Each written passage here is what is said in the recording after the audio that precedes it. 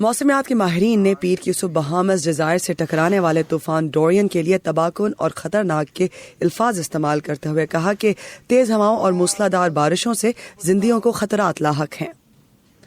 سمندری طوفان بہامس کے لیے اس لیے بھی خطرناک بن گیا ہے کیونکہ آگے بڑھنے کی اس کی رفتار سست پڑ گئی ہے، جس کا مطلب یہ ہے کہ وہ زیادہ وقت کے لیے بہامس ٹھہرے گا، جس سے وہاں زیادہ تباہی مچے گی۔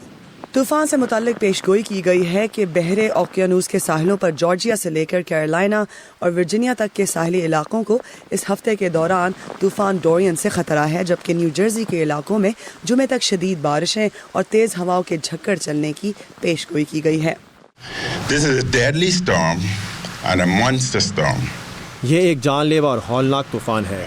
میں 2 دفعہ بہامینز کو کہہ چکا ہوں کہ مشرق اور مغرب کے رہنے والے گھر چھوڑ کر جزیرے کے سینٹر چلے جائیں، لیکن بہت سے لوگوں نے یہ تنبیہ نہیں سنی۔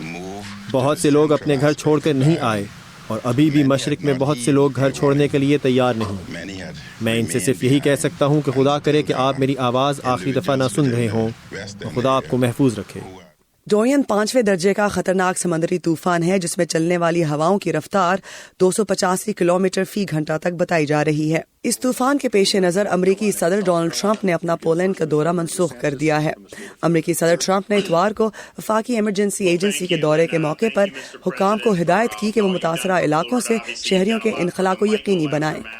Iram Abbasi, voice of America, Washington D C.